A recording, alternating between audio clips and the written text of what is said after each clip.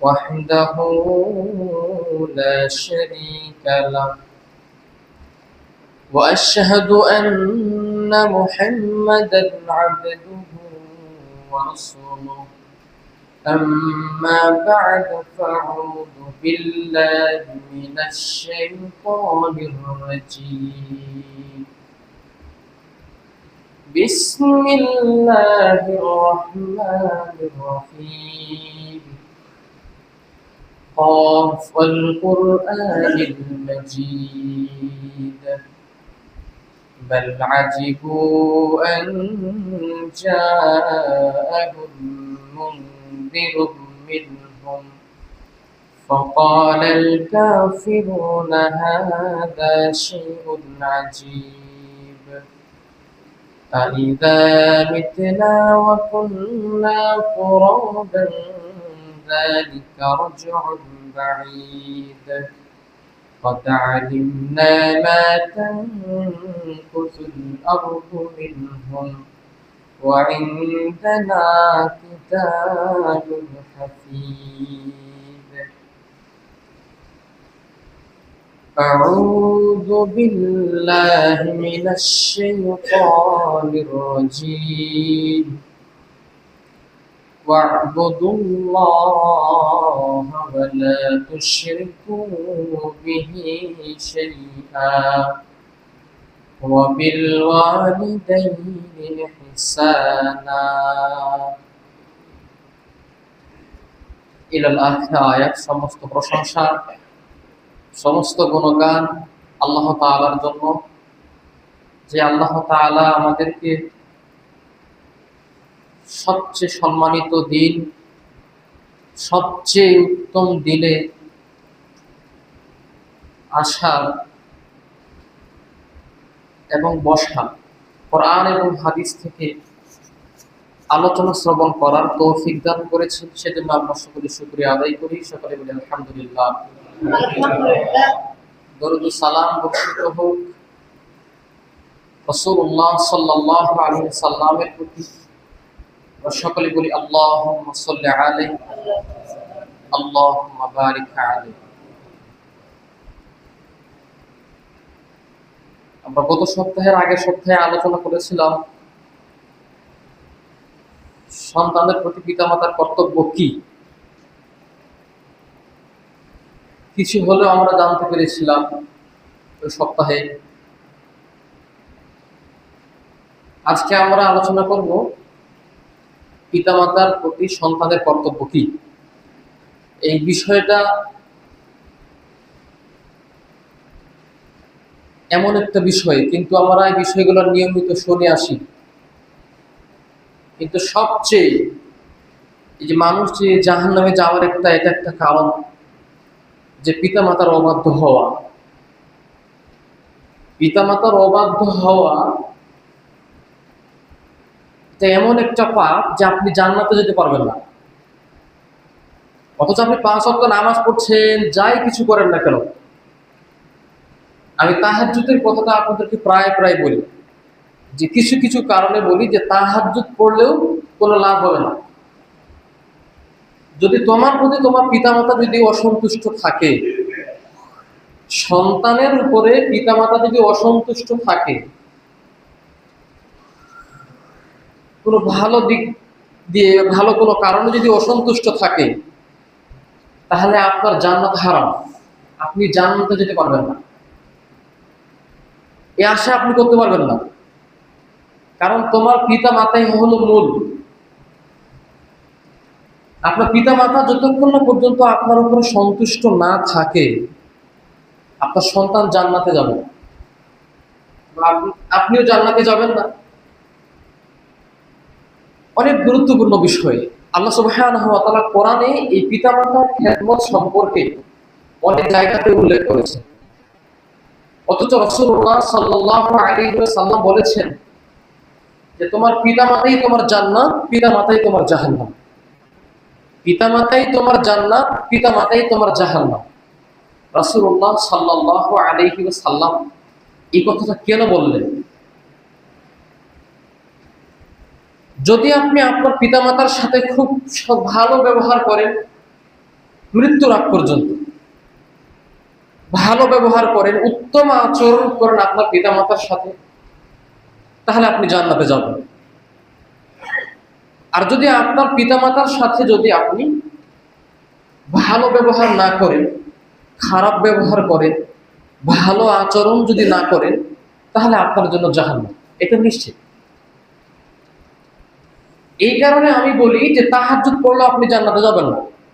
সারা রাত যদি আপনি ইবাদত করেন, আল্লাহ রাস্তায় ব্যয় করেন, জিহাদের ময়দানও যান, তবু আপনার কাছে আল্লাহ আপনার উপর সন্তুষ্ট না। কারণ কেন? আপনি আপনার পিতামাতার উপরে সন্তুষ্ট ছিলেন না, আল্লাহ আপনার উপরে সন্তুষ্ট থাকবেন না। আপনি যখন আপনার পিতামাতার সাথে সৎ ব্যবহার করবেন, ভালো ব্যবহার করবেন, আল্লাহ সুবহানাহু ওয়া তাআলা আপনার সম্মান মর্যাদা সব দিক থেকে বাড়িয়ে দেবেন। সুবহানাল্লাহ।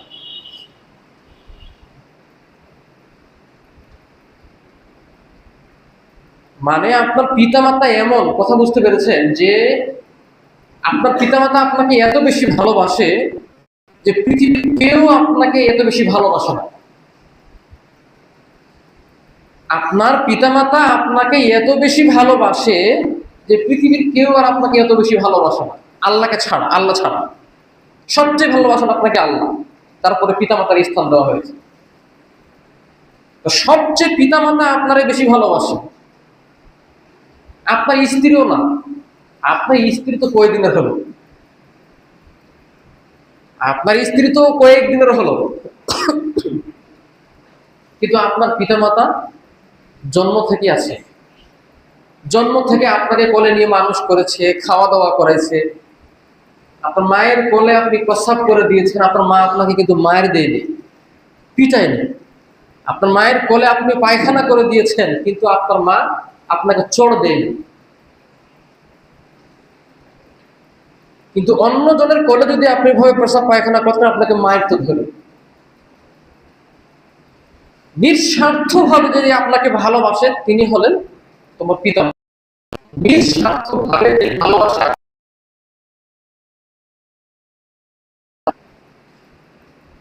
পিতামাতা আপনারা ভালোবাসে, তার চেয়ে কিন্তু আমি বলেছি আল্লাহ আপনারা অনেক বেশি ভালোবাসে। মায়ের একটা স্বার্থ থাকে। স্বার্থ কি জানেন? যে বয়স হয়ে গেলে আমার সন্তান আমাকে দেখবে, এরকম একটা সুন্দর মানুষ করতে পারে।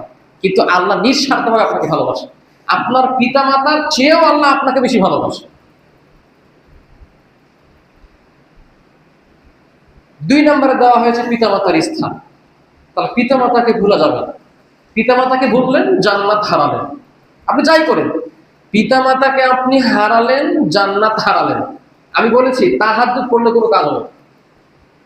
সারা রাত যদি আপনি নামাজ পড়েন, 5 ওয়াক্ত সালাত আদায় করেন, দান করেন, যাকাত দেন, যাই কিছু দেন না কেন, আল্লাহর নিকটে গ্রহণযোগ্য হবে যতক্ষণ না পর্যন্ত আপনি আপনার মাকে না ভালোবাসবেন, আপনার পিতা মাতার সাথে সুন্দর আচরণ না করবেন, ততক্ষণ পর্যন্ত আল্লাহ আপনাকে ভালোবাসবেন, আল্লাহ আপনাকে পছন্দ করবেন। চলুন আয়াতটা সম্পর্কে আমরা জানি আসি। আল্লাহ সুবহানাহু ওয়া তাআলা কোরআনের অসংখ্য জায়গায় বলেছি। আল্লাহ সুবহানাহু ওয়া তাআলা বলছেন যে ওয়া'বুদুল্লাহ, তোমরা আল্লাহর ইবাদত করো। প্রথমে আল্লাহ বলছেন তোমরা আল্লাহর ইবাদত করো, আগে কিন্তু পিতামাতার কথা বলেনি। আল্লাহ বলছেন প্রথমে ওয়া'বুদুল্লাহ, তোমরা আল্লাহর ইবাদত করো, তার দাসত্ব করো, তার গুণগান করো।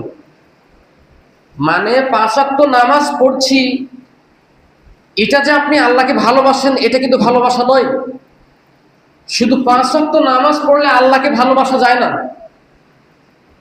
শুধু 5 ওয়াক্ত নামাজ পড়লে, 5 ওয়াক্ত সালাত আদায় করলে শুধু আল্লাহর ভালোবাসা পাওয়া যায় না, আল্লাহর ইবাদত করা হয় না। আল্লাহ যে কথাগুলো বলেছেন সে কথাগুলোকে মেনে নিতে হবে, এর নাম হলো আল্লাহর প্রতি ভালোবাসা। তাহলে আল্লাহ বুঝবেন যে আল্লাহ আপনি আল্লাহকে ভালোবাসেন।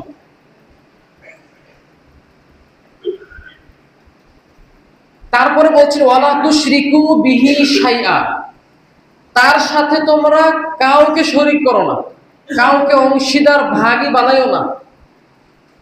আল্লাহর সাথে কাউকে শরীক করা যাবে না, আল্লাহর সাথে কাউকে সম্পর্ক করা যাবে না, ইলাহ হিসেবে মানা যাবে না। এটা আল্লাহ আগে শর্ত দিয়েছেন।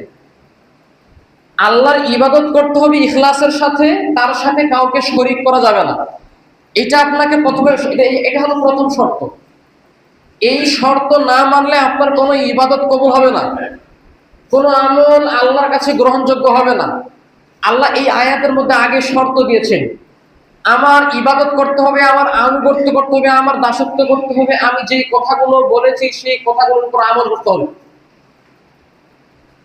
ওয়ালা তুশরিকু বিহি শাইআ, তার সাথে অন্য কাউকে ভাগ করা যাবে না। যে আল্লাহ আরেকজন আছে, তা আরেকজনের ইবাদত করব, আরেকজনের পূজা করব, এটা করা যাবে না। এটা করলে আপনার সমস্ত আমল বাতিল হয়ে যাবে, একটা আমলও টিকবে না।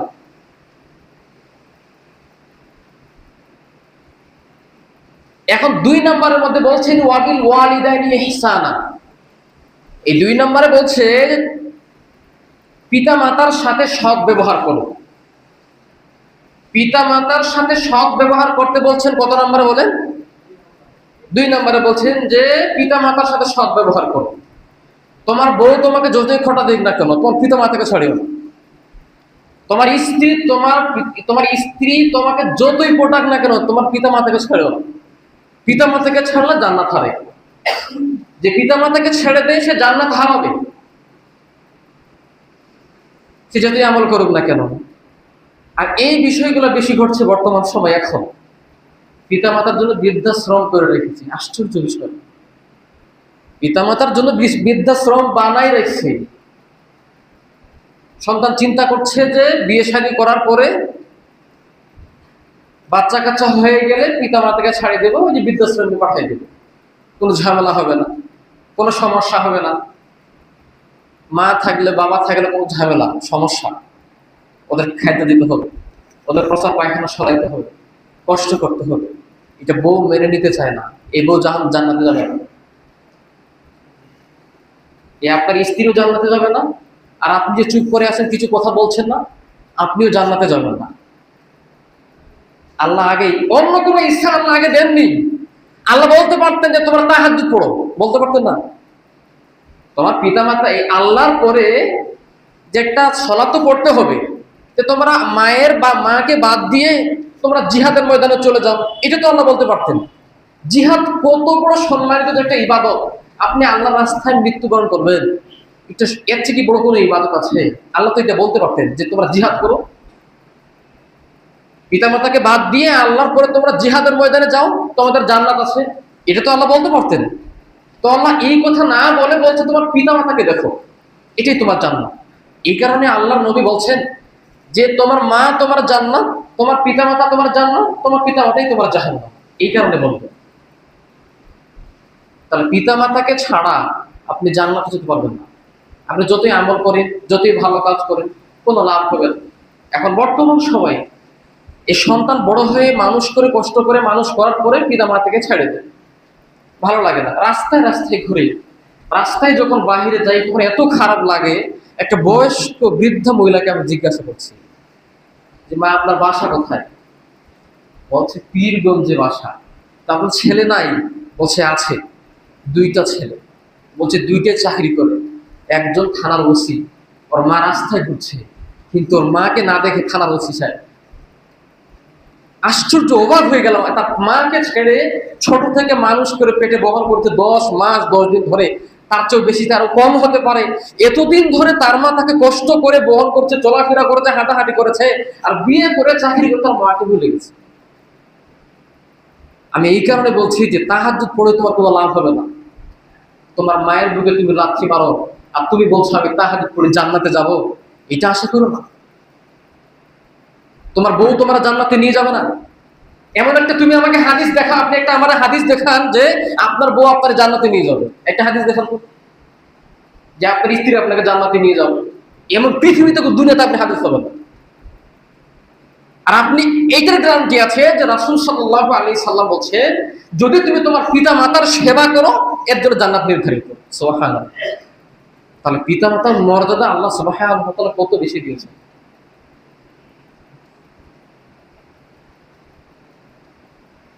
দেখেন এই ব্যাপারে অনেকগুলো আয়াত আছে, হাদিস আছে। এই হাদিসগুলো আপনার সামনে আলোচনা করছি এখন ইনশাআল্লাহ।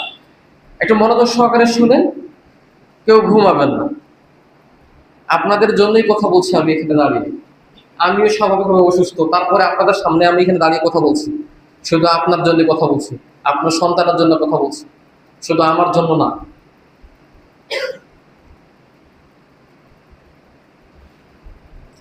দেখেন এবার সূরা লুকমানের 14 নম্বর আয়াত, বলেন তো কত নম্বর আয়াত? সূরা লুকমানের 14 নম্বর আয়াতের মধ্যে আল্লাহ সুবহানাহু ওয়া তাআলা বলছেন যে ওয়াসাইনাল ইনসানা বিওয়ালিদাইহি হামালাতুহু উম্মুহু। এই আয়াতের মধ্যে এতটুকু আমরা আগে বলছি, আপনার মা আপনাকে কিভাবে বহন করেছে এই কথাগুলো এই আয়াতের মধ্যে উল্লেখ করা আছে। আল্লাহ বলছেন যে ওয়াসাইনাল ইনসানা বিওয়ালিদাইহি, আমরা মানুষকে নির্দেশ দিয়েছি বিওয়ালিদাইহি, তার পিতা মাতাদের সাথে ভালো ব্যবহার করার জন্য। বলুন তো কিসের জন্য? তার পিতা মাতাদের সাথে ভালো ব্যবহার করার জন্য আল্লাহ নির্দেশ দিচ্ছেন। ওয়াসাইনা মানে হলো নির্দেশ দেওয়া, আদেশ দেওয়া। আল্লাহ আপনাকে নির্দেশ দিচ্ছে তোমরা তোমার পিতা মাতাদেরকে সাথে ভালো ব্যবহার করো, সৎ ব্যবহার করো। এটা আল্লাহ।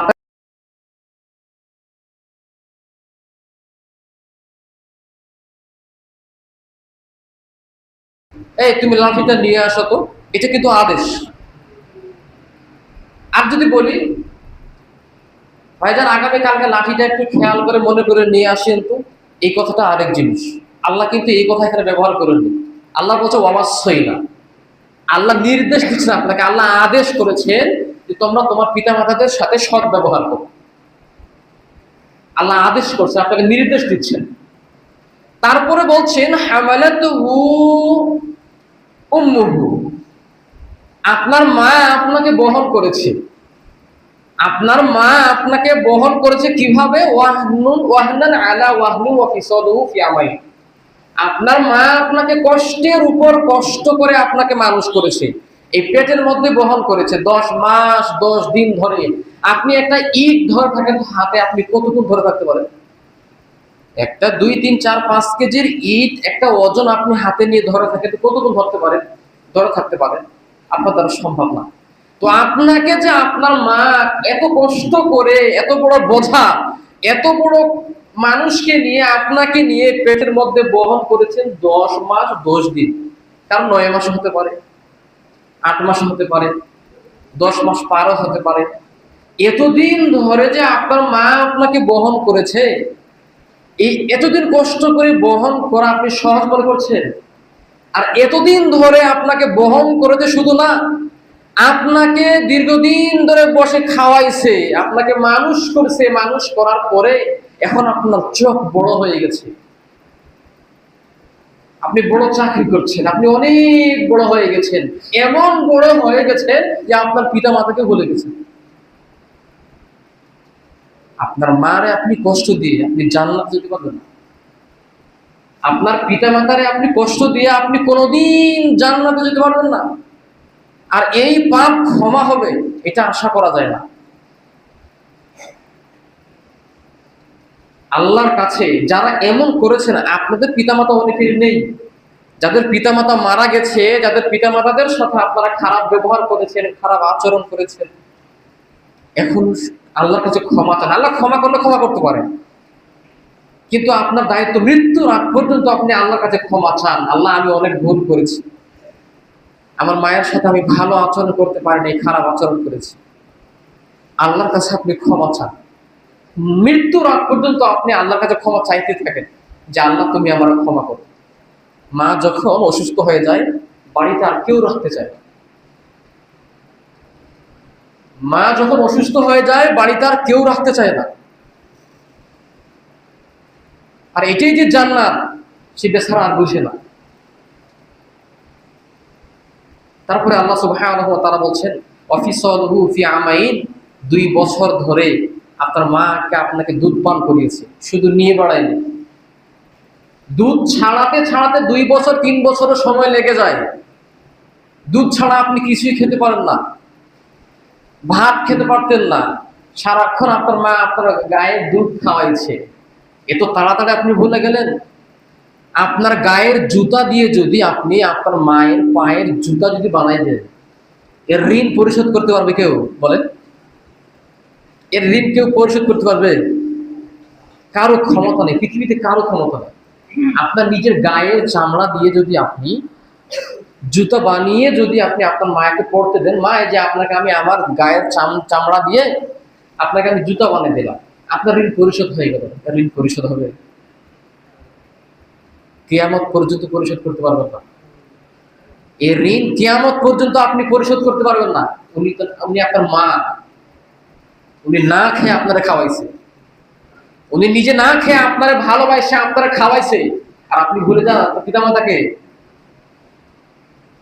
এত সহজে আপনি জান্নাতে যেতে পারবেন না। জান্নাত এত সোজা না যে মামার বাড়ি গিয়ে খেলাম আর জান্নাত পেয়ে যাব, এটা হবে না। জান্নাত পাওয়া এত সোজা না। যেমন আপনি কাজ করে টাকা পান পরিশ্রম করে, এরকম করে পরিশ্রম করে ইবাদত করে যদি আল্লাহ দয়া করে, তাহলে আল্লাহ আপনাকে জান্নাত দিতে পারে। তাছাড়া না, আল্লাহর দয়া ছাড়া কেউ জান্নাত পাবে না। তারপরে আল্লাহ সুবহানাহু ওয়া তাআলা বলছে যে আনিশ কুরুনি, এবার বলছে যাতে তোমরা আমার শুকরিয়া আদায় করতে পারো।